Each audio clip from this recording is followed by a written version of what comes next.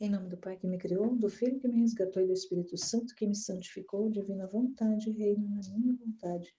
Ó minha mãe, eu te amo e tu me amas, dá-me um gole da divina vontade para a minha alma. Me abençoa, Mãe, para que todas as minhas ações sejam feitas diante de vossos olhos maternais. Vinde, Espírito Santo, vinde por meio da poderosa intercessão do Imaculado Coração de Maria, vossa amadíssima esposa e nossa mãe. Amém. Livro do Céu, volume 4, capítulos 13 e 14, 29 de setembro de 1900. As almas vítimas são apoios e suportes para Jesus. Tendo passado alguns dias de silêncio entre Jesus e eu, e com pouco sofrimento, parece-me que gostaria de continuar a tentar fazer-me exercitar um pouco mais a paciência. E eis como, ao vir, dizia: minha amada, no céu te suspiro, no céu te espero. E como relâmpago desaparecia. Depois, voltando, repetia: cessa já dos teus ardentes suspiros, que me fazes definhar continuamente até desfalecer. Outras vezes, teu ardente amor, tuas ânsias são consolo a meu triste coração. Mas quem pode dizer tudo? Parecia-me que tinha vontade de fazer versos, e estes versos, às vezes, os expressava cantando-os, mas sem dar-me tempo de lhe dizer uma palavra, logo fugia. Depois, esta manhã, tendo posto o confessor a intenção de me fazer sofrer a crucificação, vi a rainha mãe que chorava e quase discutia com Jesus para livrar o mundo dos tantos castigos, mas ele mostrava-se relutante, e só para agradar a mãe, ela veio para me fazer sofrer. Pouco depois, ele, como se tivesse diminuído um pouco, disse: minha filha, é verdade que quero castigar o mundo. Tenho na mão os castigos para golpeá-lo. Mas é também verdade que se interessarem tanto você como o confessor em rogar-me sofrer, é sempre um apoio, e viriam a pôr tantos suportes para livrar, ou pelo menos em parte. Caso contrário, não encontrarei qualquer apoio e âncora. Mãos livres eu vou desabafar sobre as pessoas. Dito isto, desapareceu.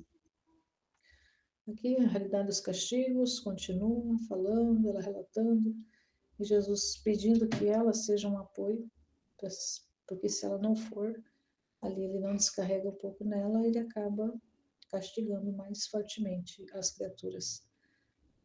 Nessa visão que ela tem de Nossa Senhora, como se estivesse, claro que não era uma discussão, mas é como se estivesse fazendo ali Nossa Senhora clamando e pedindo para que Jesus não castigasse as nações, não castigasse o povo. E ele ficando ali irredutível, sem se fazer remover dessa realidade de castigar. Porque Deus sabe, quando Deus castiga, é amor puro dele para conosco, para com o ser humano. E só por causa do amor é que Deus castiga. Parece que é tão contraditório, parece que na verdade é um paradoxo, não é contraditório, é paradoxo, onde por causa do amor ele castiga. É paradoxo mesmo, porque o amor deveria aparecer só nas coisas boas. Quando a gente pensa no amor, a gente pensa só em coisas boas. Mas é porque ainda não entendemos, ou as criaturas não entendem ainda a relação que existe entre o sofrimento e o bem, a cruz e o bem. Toda essa realidade de castigos, flagelos, o quanto que isso carrega de bem, traz de bem, de benefícios para a criatura. Porque Deus é criador, mas ele, diferentemente da relação que ele tem com os demais seres criados, com o ser humano ele tem uma relação de pai para filho, uma relação filial. Porque foi isso que Jesus conquistou na sua humanidade, conquistou-nos a filiação divina. E ao ele ter conosco, desde quando ele nos fez, desde quando ele nos pensou, desde quando passamos a existir na mente de Deus, o projeto dele era que o ser humano fosse esse tabernáculo, esse paraíso para Deus morar, para Deus habitar, para Deus governar. esse paraíso onde ele desabafaria o seu amor, transbordaria o seu amor na criatura e receberia de volta esse amor. Mas como o homem entrou por causa do pecado, entrou por causa da desobediência, o homem entrou na desordem, Deus não encontra o espaço de desabafar o seu amor e receber esse amor de volta, porque o amor é essa realidade que ama e tem necessidade de receber de volta o amor. Não porque Deus precise, mas porque é uma realidade, é, in, é uma realidade interior, uma realidade essencial do amor. Uma realidade essencial do amor é que ele dá, mas que não é aquele dar, mas que exige ali um receber de volta, o mesmo amor. Então é aquele amor que vai e volta, não fica lá, ele fica, mas volta. É complicado de explicar, mas Deus é infinito, Deus é inesgotável em amor, e todos os seus atributos é infinito e inesgotável. Ele pode transbordar em toneladas, em, em tsunamis de amor, que não vai faltar uma vírgula para ele. Não, nunca falta aquela realidade que transborda, transborda, transborda e continua cheio, continua pleno, continua completo. Deus é assim. Mas a gente, porque a gente não tem como abstrair, na verdade, nessa realidade da abstração, a gente não consegue abstrair em conceitos o que é o amor. O amor, a gente consegue expressar em algumas palavras a partir da experiência que a gente tem do amor. Mas mesmo como uma experiência de amor que a gente possa ter, isso não se refere apenas ao amor humano, e quando a gente fala do amor humano, ainda assim é apenas um fragmento do que é o amor de verdade. Porque o amor de verdade é o amor de Deus. Ele é o amor e é o amor dele que, que é essa substância que, que ele quer derramar no ser humano. E derramando no ser humano como o ser humano foi feito, projetado, planejado, criado para ser esse local onde que o amor seria derramado e retornaria para Deus de volta. Assim, não tem palavras que expliquem exatamente como que é, mesmo porque a gente nem ao menos consegue compreender na totalidade o que significa essa verdade do amor. Mas mesmo assim, esse castigar é esse amor de Deus. É isso que a gente precisa compreender. Que não é castigo porque Deus é ruim, porque Deus é tirano, porque Deus é mau. Não tem nada a ver com isso, é totalmente o contrário. E a gente só vai compreender essa realidade do amor de Deus ser algo tão bom, o que vem dele, tudo que vem de Deus. Então, tudo que nos acontece, a gente vai aprender, tudo que nos acontece é a vontade de Deus. Mas a vontade de Deus, ela atua porque na forma permissiva, porque deu a liberdade para o homem, e o homem é livre de escolher. Mas quando o homem escolhe fora de Deus, ele recebe os males de estar fora de Deus, porque nós fomos feitos para estar em Deus. E todos os bens que nós precisamos estar em Deus. Uma vez que o homem está fora da vontade de Deus, que é na vontade de Deus que contém todos os bens, se o homem está fora, ele recebe o contrário dos bens, ele recebe os males. Mas como Deus ama, infinitamente ama, ele quer o homem a qualquer preço, a qualquer custo. Tanto é que ele deu, assumindo a humanidade, ele esgotou até o último sangue da humanidade para resgatar o homem, para trazer o homem de volta. Mas ele não obriga, mas ele dá e, e quer. E ele, por saber de tudo, ver tudo, ter o conhecimento de tudo, ser onividente, onipotente, onipresente, onisciente, tudo que ele sabe que muitas vezes o homem só retorna por causa da dor. Se não tiver a dor, não tiver o sofrimento, não tiver os castigos, não tiver os flagelos, o homem não retorna de jeito nenhum. E mesmo assim, com sofrimento, com flagelo, com castigo, muitos ainda não retornam. Muitos ainda se rebelam mais ainda contra Deus. Mas se a gente poderia pensar, Tá, mas se muitos, ao serem castigados, ao receberem os flagelos, ainda se rebelam mais ainda, então Deus não deveria castigar. Mas Ele sabe por que que Ele castiga. É justo que Deus não use do instrumento dos flagelos, dos castigos, ou seja, ele não é justo que Ele não use da justiça para com os perversos e para com os maus? Não não use. É claro que é totalmente justo que Ele use, porque se Ele usa da justiça, castigando, flagelando os bons para que eles sejam melhores, imagina que Ele não vai castigar os maus. Assim como o sol, todos os bens da criação estão disponíveis para todos os homens, independente se são bons ou se são maus, está disponível para todos. É, inclusive a própria vida, ele dá a própria vida, mesmo aquele que já sabe que nunca vai amá-lo, que vai rejeitá-lo eternamente, e vai morrer rejeitando Deus, e vai passar a eternidade rejeitando e odiando a Deus, mesmo esse ele não deixa de amar, porque é o que Deus é, ele é amor. Então, assim, é isso que Jesus faz, né? Ele castiga porque ele ama. É esse pai. Esse pai, a gente tem um, ali uma figuração do que esse relacionamento de paternidade por causa de nós termos essa relação humana com os nossos pais e filhos.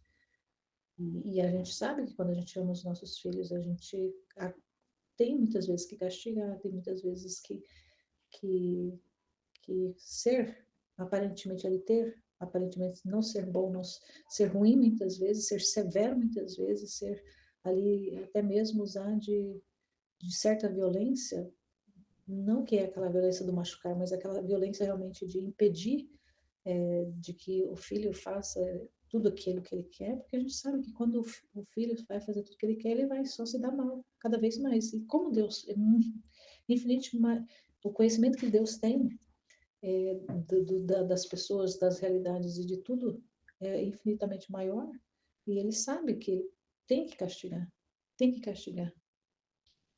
No outro capítulo, de 30 de setembro de 1900, Jesus pede-lhe para consolar a sua mãe aflita. Esta manhã, meu docíssimo Jesus não vinha e tive que ter muita paciência em esperá-lo. Cheguei até me esforçar em sair do meu habitual estado, porque não tinha força para continuar nele. Jesus não vinha. O sofrer me parecia que havia fugido de mim. Os sentias em mim mesma. Não me restava mais que fazer um esforço para sair. Mas enquanto isso fazia, o bendito Jesus veio e fez um cerco ao redor de minha cabeça com os seus braços, e desde esse momento não me tenho sentido, mais em mim mesma. E via Nosso Senhor muito indignado com o mundo, e querendo aplacá-lo, disse: Por agora não queiras cuidar de mim, mas peço-te que te ocupes de minha mãe. Consola-a, porque está muito aflita pelos castigos mais pesados que estou prestes a derramar sobre a terra. Quem pode dizer o quanto aflita fiquei? Então, aqui Jesus vem pedindo para Luísa consolar ali, cuidar, se ocupar consolando a mãe, Nossa Senhora, porque ela estava sofrendo por causa dos castigos que precisavam ser derramados, estavam prestes a serem derramados na terra. E para que a Luísa, em vez de cuidar dele, cuidasse dela. Então, que interessante essa realidade. Ela ali reclamando de que ele não vinha, sofrendo e tudo mais, e quando ele vem, ele pede para. E ela desejando sofrer para aplacar a justiça, aplacar Jesus. Mas quando ele vem, ele fala que não é para aplacar a ele, mas sim para cuidar, para que cuide da mãe. Ocupes da minha mãe, console-a, porque está muito afligida pelos castigos mais pesados que estou prestes a derramar sobre a terra. Então, a gente não tem nem noção do que é aquilo, se já foi, porque aqui ainda não, ainda viria, ainda a Primeira e a Segunda Guerra Mundial ainda não tinham acontecido. Isso aqui é 1900. A Primeira Guerra, ela teve início em 1914, e a outra lá nos anos 40. Então, essa realidade de que muita coisa ainda viria a acontecer, Nossa Senhora afligida, porque Nossa Senhora é mãe, ela é mãe de Jesus, é mãe da humanidade de Jesus, é mãe de Deus, é mãe de Jesus mesmo, mas ela é mãe também da humanidade toda, de todos nós. E como mãe, o coração dela sofre de ver os seus filhos, sofre de ver Jesus sofrendo na humanidade das pessoas. Se ele castiga, ele sofre; se ele não castiga, também sofre. De qualquer maneira, até que o homem volte à ordem e o reino da divina vontade esteja em plena atividade na Terra, que esteja acontecendo de forma plena na Terra, ele continuará sofrendo na humanidade, nos seres humanos, porque ele está ligado, cada um de nós está ligado em todos os seres humanos.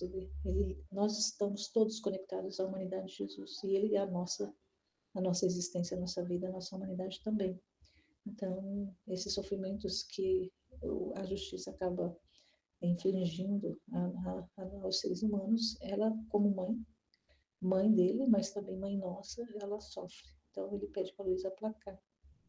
Então, a gente também pode aplacar Nossa Senhora, orando, pedindo a conversão dos pecadores, a conversão de todas das almas, a salvação das almas, a santificação de todos aqueles que o Senhor já sabe quem serão aqueles que escolherão, que se abrirão, que se disporão a acessar esses conhecimentos, a viver essa vida que Ele está propondo para nós. Então, a gente vive nessa realidade desses conhecimentos também, essa entrega, essa reparação por aqueles que nunca vão conhecer aqui em vida, nunca vão ter acesso. Muitos porque não vão querer, outros porque por N motivos. Então, isso tudo sofre. A mãe que vê ali que tem tanto bem para dar para os seus filhos é uma mãe riquíssima, assim como Jesus, como Deus é um pai riquíssimo, que tem todos os bens, e os filhos são pobres porque rejeitam esses bens do pai, porque rejeitam essa comunhão com o pai, rejeitam esse relacionamento com o pai. E é assim também com a mãe, porque rejeitar esse relacionamento com aquele que tem todos os bens, fica na pobreza, fica na miséria, fica na realidade do sofrimento ali, sofrendo por sofrer. E acaba que não usufrui, não recebe os benefícios do sofrimento, porque o sofrimento, quando ele é sofrido, quando o sofrimento a pessoa compreende que existe um para quê, que existe um propósito, que existe um sentido, um significado no sofrimento, o sofrimento aí ele se reverte em benefício, porque ela entende que o que advém daquele sofrimento é infinitamente maior do que o sofrimento em si. Mas muitas pessoas só veem o sofrimento, só vê a dor, só vê a realidade crua da dor e do sofrimento, dos castigos e tudo mais. Não consegue perceber o bem que contém, o bem contido nesses sofrimentos, porque é todo um trabalho de Deus na nossa vida. Se nós nunca tivéssemos, se o ser humano nunca tivesse saído da ordem, nós não precisávamos passar por nada disso, nada disso. Mas como saiu, é a forma de ir reordenando as coisas, de voltando, retornando à ordem, né, passando por essa purificação. E o Senhor não vai medir esforços para purificar o ser humano, para purificar a terra, para purificar a humanidade. Ele vai fazer tudo, porque ele já sabe exatamente. Na verdade, ele está fazendo tudo aquilo que ele já sabe que é o melhor que tem que ser feito. Então, Senhor, faça o que o Senhor tiver que fazer, faça o que o Senhor quiser fazer. Eis-nos aqui, somos teus e somos para ti. E estamos com o Senhor para tudo aquilo que o Senhor quiser. Amém, Fiat.